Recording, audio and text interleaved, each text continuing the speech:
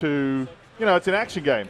And so much of what defines what you do in an action game is your interaction and combat and contesting against your enemies.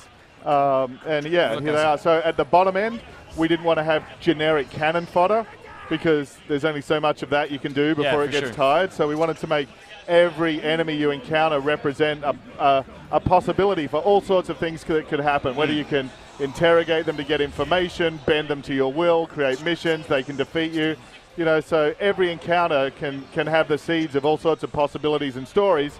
And then at the other end, the bosses, the ultimate bad guys that you're going to have a personal grudge with, we wanted to make that personal. So these guys are going to grow, they're going to remember, they're going to gain their own skills. They're actually living within the sort of the open world, pursuing their own missions. And so as they interact with you as the player, you're building up these stories. But because Mordor is this incredibly dangerous place and Orc society is so driven by violence and competition. I love Orc society. That's great. It's an Orc social simulator. This really is sort of, and it sort of makes the most brutal prison yard you could imagine tame by comparison. Everything's solved by violence. So they're fighting against each other to rise through the ranks. So being able to get into the middle of that and basically, in a way, you almost, playing this simulator from the inside through your actions, but then having it remember and acknowledge that and speak back to you. And that's what's been so exciting here at E3 is that every single person that plays gets to have a different experience. And it is interesting from I remember I think it was maybe the second reveal you showed, or perhaps it was that first one. It was very strong. It was showing the ability to, you can either run in and do your bloodbath thing, or like interacting with one of them and was setting the stage for a mission way further in the future. Like you could influence one of the orcs to the stage where they could almost cheat their way through the final mission later on. Yes. How hard is it creating those systems, knowing that you're trying to enable the player to do those things without giving them too much of a foreshadowing of what could happen in the future? Because it must be hard to, the immediacy of just chopping somebody's head off is right there. So how do you encourage the player to try and work at that sort of almost subversive diplomacy within the game? I think there's a few ways. One is by just supporting a very, very rich and dynamic ecosystem.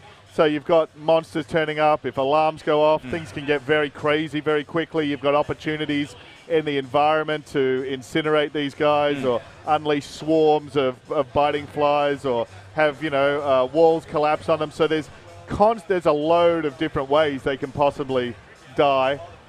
Plus the morale system's very dynamic. These guys have to be smart enough not to just stand there and let you kill them. When things are turning against them in the midst of this chaos, like any good villain, they're going to actively try and live to fight another day. So they really are, like any villain does, trying to engineer a series of encounters with you, trying to jump out and ambush you when you're weakest, trying to follow you, only being drawn out by you within areas where they feel safe. Yeah, so it's not, it's kind of, without geeking out too much, but it's sort of feel free. It's an AI dungeon master. It's not like we're trying to create a totally chessboard simulation. We're trying to create a system that actually does build stories, build memorable moments, let you engineer all of this chaos, and then, because another thing that's a big motivation, people love to record and share and talk about the stories of their most memorable and epic moments, whatever the game is. Could be a sports game, strategy game, whatever.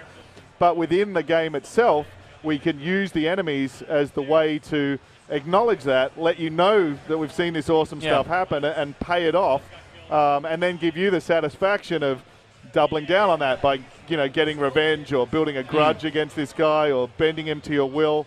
So it's really letting players create their own stories and then wrapping them in the narrative of the world, so it's really immersive. What I like about it is that even seems from a personnel standpoint on this project to be the case. You have priors with Creative Assembly, working on the Rome series. This has been developed by Monolith, who are a team that have made some of the most immersive first-person games. Like I'm a big fan of Condemned, Fear, and like you want to go as far back as Blood, which is a first-person game I mentioned, and people don't even remember what it was, but those really sort of rich environments. You say that the lead writer on Red Dead is involved as well.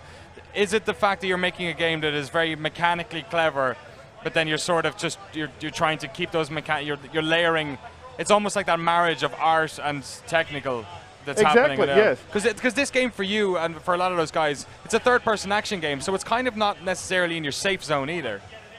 No, which is great. I mean, there are no safe zones anymore. You've either got to go for it or give up. But and so I think we're in a situation where we had to kind of by definition try something new and something ambitious, and try. This is very much a monolith game. Play to the strengths of the team, which is the AI, which is the great writing, which is layering in this storytelling, which is, I think, this combination of there's certainly some darkness, but there's some humor, and bringing that sort of character and atmosphere to it.